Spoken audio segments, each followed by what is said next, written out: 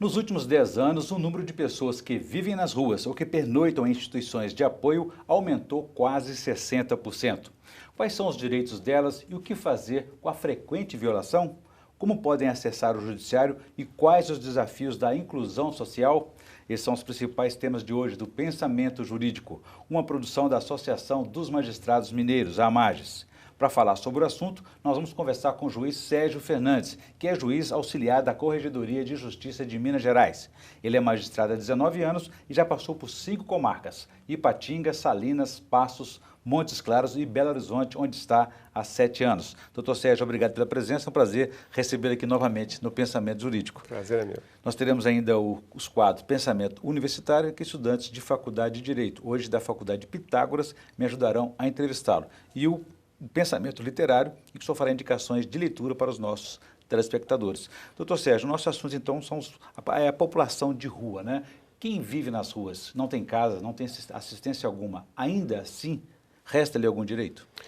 Como qualquer pessoa, ele tem direito a tudo, a todas aquelas situações que tem do arcabouço constitucional, ou seja, os direitos fundamentais, os direitos civis, o direito à moradia que ele não exerce, né? Ele tem o direito à saúde, o direito ao acesso à justiça. Ele tem todos esses direitos.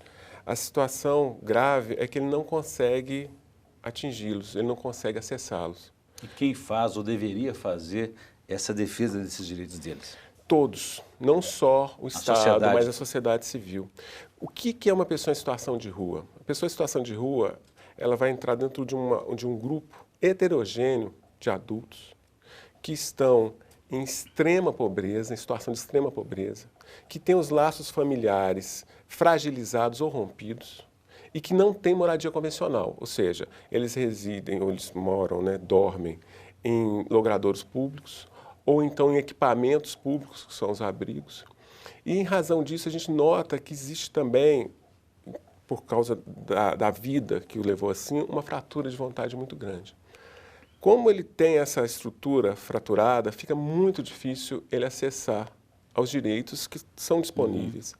A partir daí... Ele desacredita, né, da vida, do mundo e da própria instituição, no caso. Exatamente, porque o que acontece?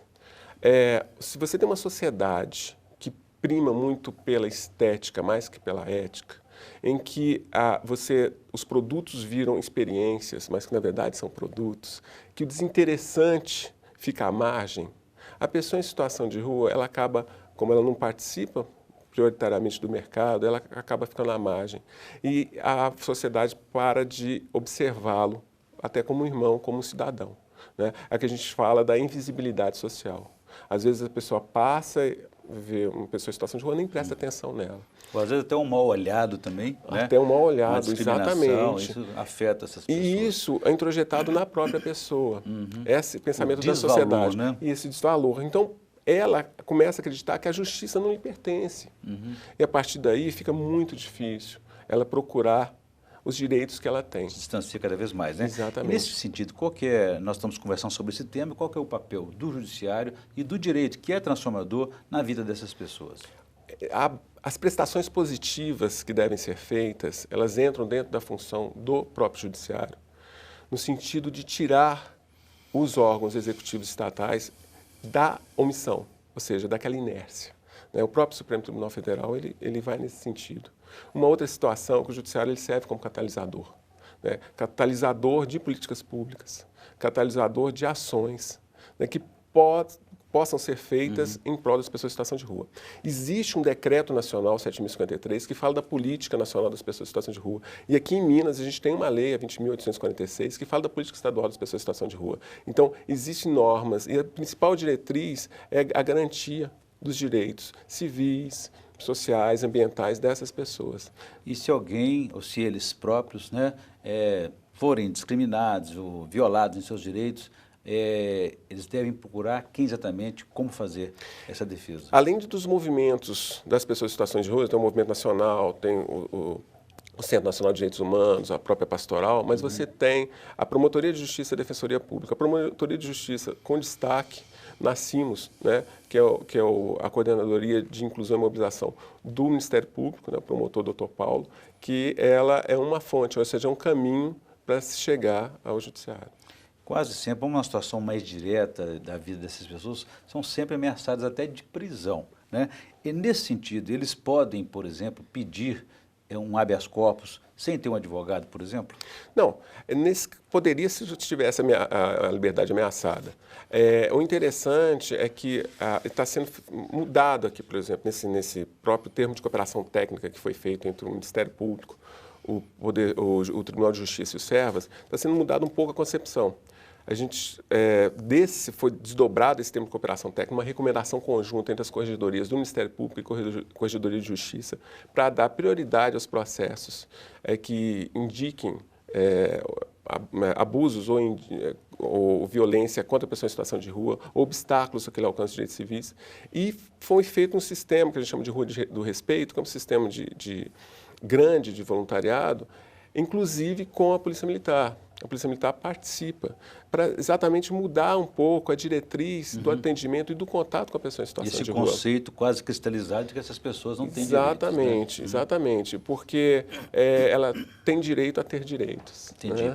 Né? Agora, quase sempre, doutor Sérgio, o principal responsável para garantir esses direitos e até da proteção social, que é o poder público, também passa a ser, muitas das vezes, uma ameaça.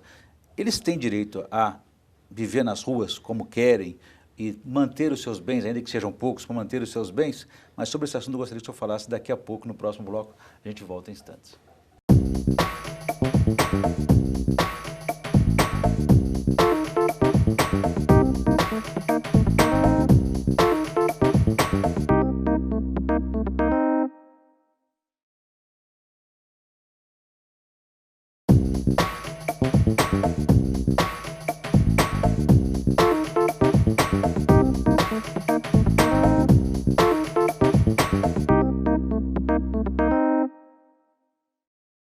Estamos de volta com o Pensamento Jurídico, uma produção da Amages. Participe de nosso programa pelo e-mail pensamento@amages.com.br, pensamento@amages.com.br. Hoje estamos discutindo a situação e os direitos dos moradores de rua e o papel do judiciário e do direito nesse sentido.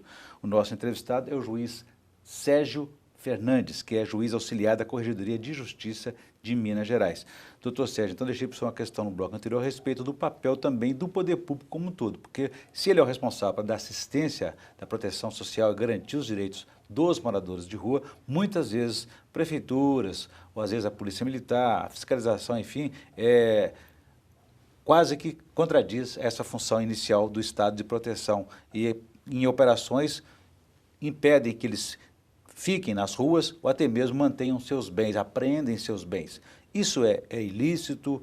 Isso não é um abuso? Como é que o senhor avalia essa situação? O que tem de observar é que aqueles bens que normalmente estão no carrinho de supermercado da pessoa em situação de rua, na verdade, pode ser a casa dela, ou seja, tudo que ela tem. A ligação, às vezes, com o passado, a ligação com o resto de ligação com a família, ou seja, aquilo ali, indicativos de sobrevivência, aquilo ali é muito importante. Não pode ser observado aquilo como despojos ou uma situação dessa. E a outra situação é que a pessoa em situação de rua, ela tem de ser, como qualquer pessoa, ter preservado o mínimo existencial, ou seja, o artigo 1º da Constituição, que é o princípio da dignidade da pessoa humana, o artigo 3º, que é a erradicação da pobreza. Então, a ação do Estado tem de ser uma ação protetiva. Né?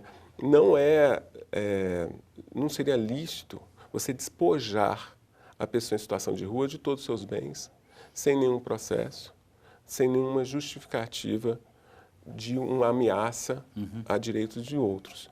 Então, por isso que existem ações, ações do Ministério Público, para que seja ordenado e organizado a ação do poder público.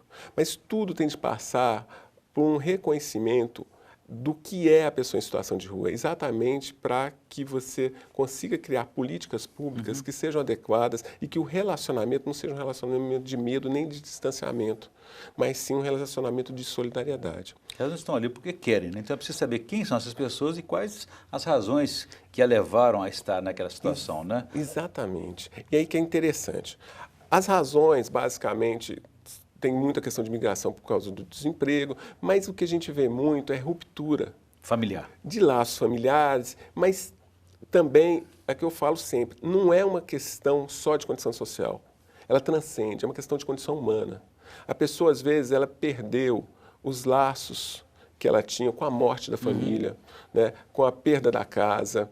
E a partir daí ele entra na rua e é como se fosse uma areia movediça. Ele cada vez mais vai ficando preso e não consegue, né? E não consegue se não reconectar consegue com aquela sair realidade daquela dele, situação. né? Então a gente vê muito que acontece isso.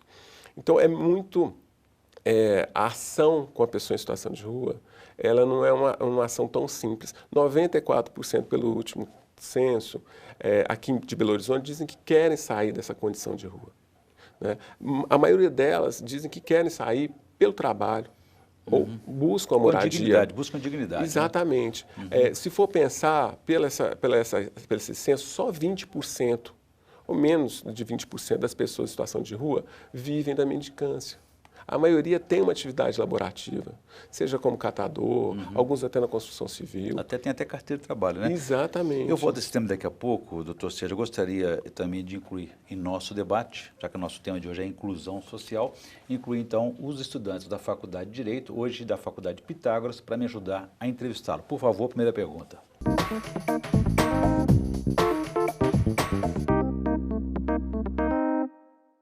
Gostaria de saber se é viável a ação civil pública impetrada pela Defensoria Pública da União pedindo a concessão de auxílio moradia a toda a população de rua do país.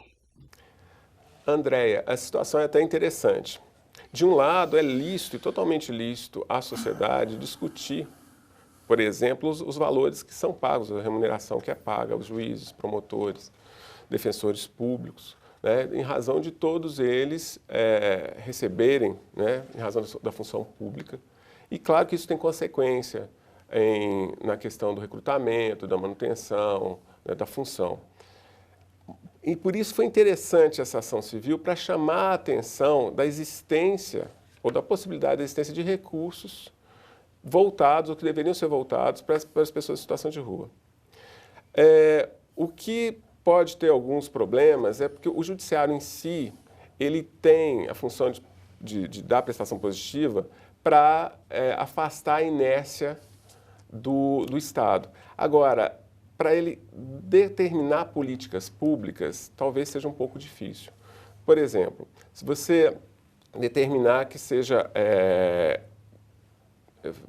criado um auxílio de pagamento às pessoas em situação de rua. Existem o Bolsa Moradia, existe o aluguel social, que são também valores que são destinados às pessoas em situação de rua. Só que o cadastramento, para a pessoa em situação de rua, conseguir alcançar esse benefício, é muito difícil, não é tão fácil. Então, é só você determinar que isso seja feito, talvez não seja tão eficiente. Uma outra situação são condicionantes. Você criar condicionantes, por exemplo, a pessoa em situação de rua ela vai receber se ela participar de cursos ou de trabalho. Também a gente vê na rua que a situação não é assim.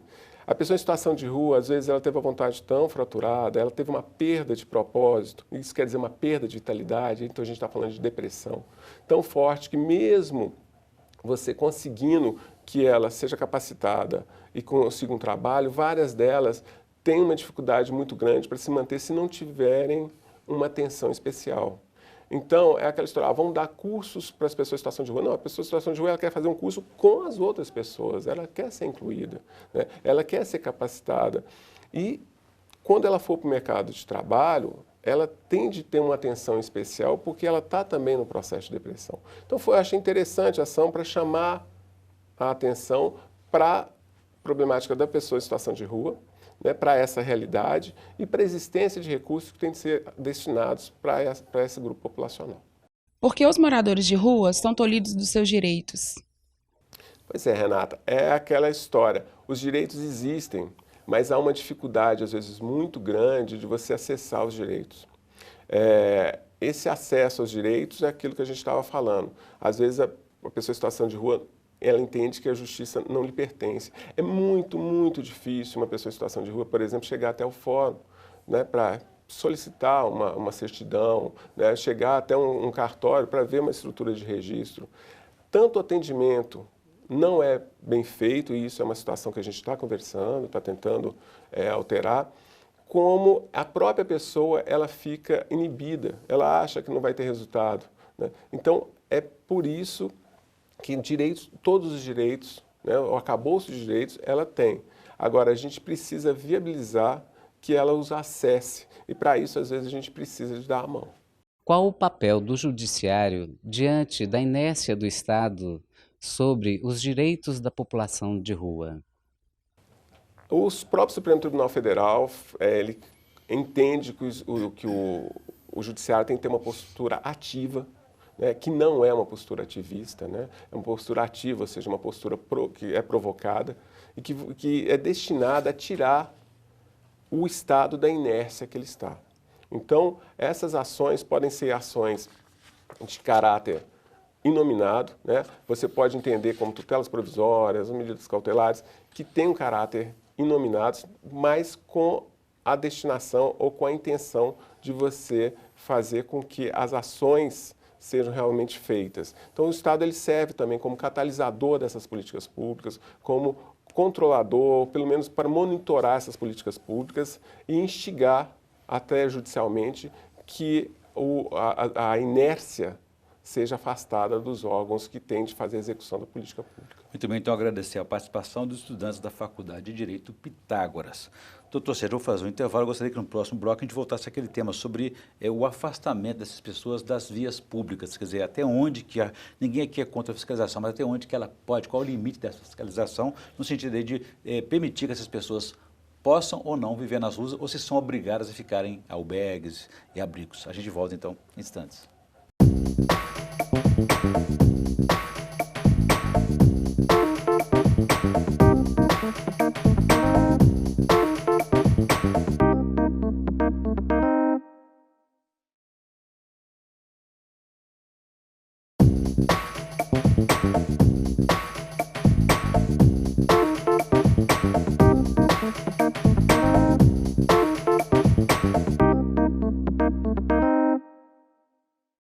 Estamos de volta com o Pensamento Jurídico, uma produção da Amages. Hoje estamos conversando sobre a situação dos moradores de rua, os seus direitos e o papel do judiciário nesse sentido. O nosso entrevistado é o juiz auxiliar da Corregedoria de Justiça de Minas Gerais, Sérgio Fernandes. Doutor Sérgio, deixei para o senhor uma questão no bloco anterior a respeito dessa situação de localização, de via pública.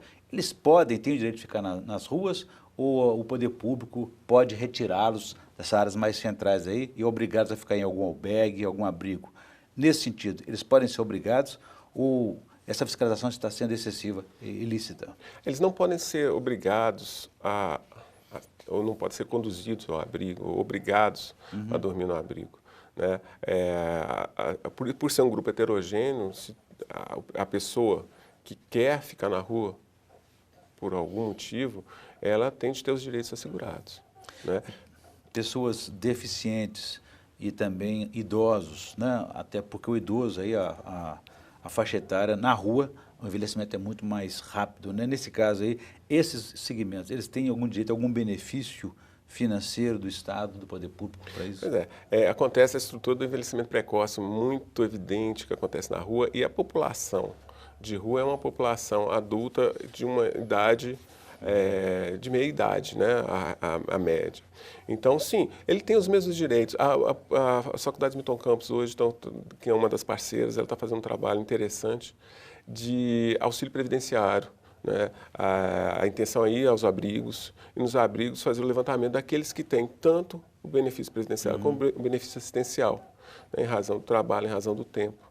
Então, essas situações são procuradas. Só que aí se passa por outras situações. E cadê o registro da pessoa? Então tem que reestruturar o registro, a documentação, essa parte toda.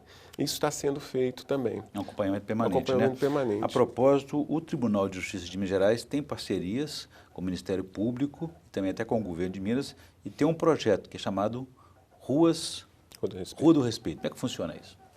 O Rua do Respeito vai ser o nome do termo de cooperação técnica e ele, na verdade, ele é uma grande rede.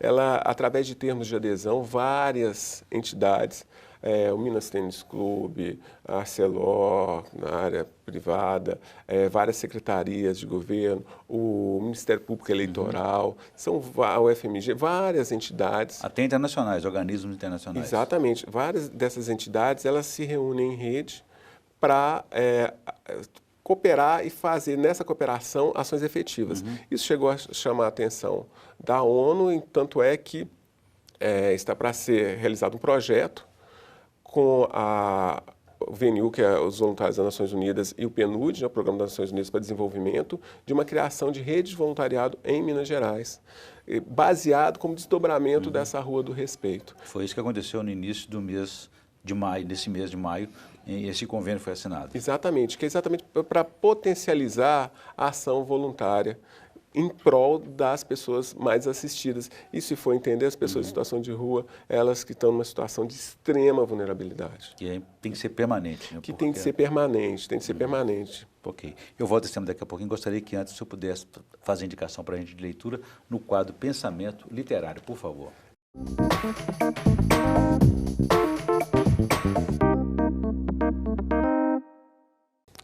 Eu indico, né, um livro que é do projeto Direitos Fundamentais das Pessoas em Situação de Rua.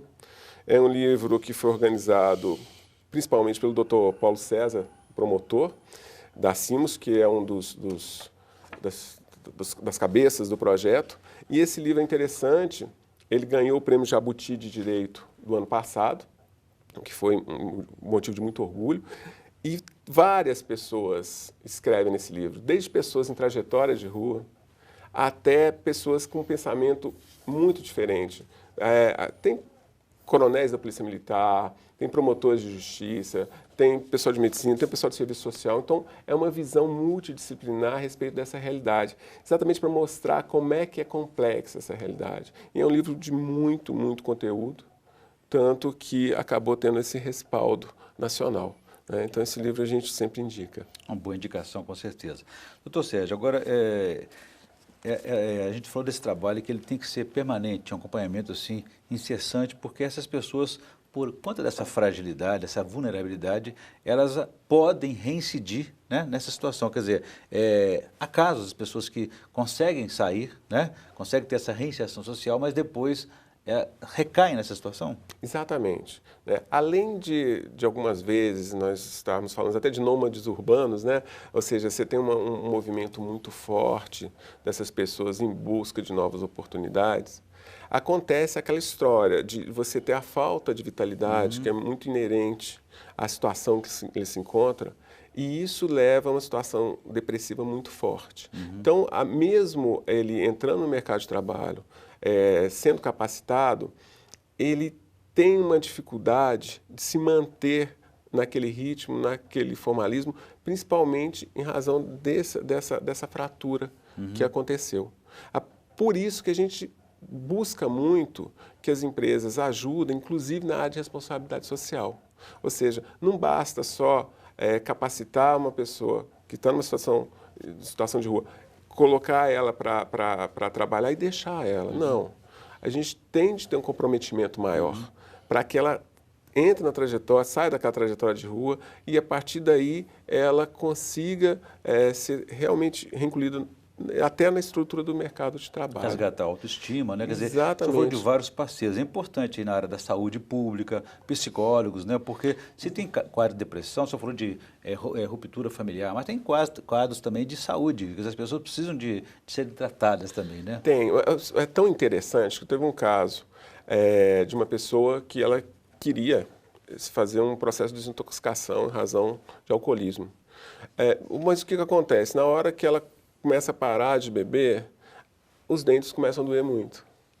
Então, aquela questão serve até como anestésico. Então, por isso, a gente trabalha também com a Faculdade de Odontologia da PUC, do UFMG, para tentar realizar um trabalho nessa parte.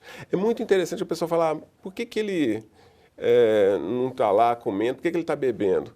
A gente perguntou para uma pessoa em situação de rua e falou o seguinte, ó, com o dinheiro que eu ganhei hoje, porque a questão deles é diária, é de sobrevivência diária. Com o dinheiro que eu ganhei hoje, eu posso comprar um pão, mas daqui a 2, 3 horas eu vou estar com fome. Então eu vou comprar a bebida porque eu esqueço da minha fome e esqueço da minha vida.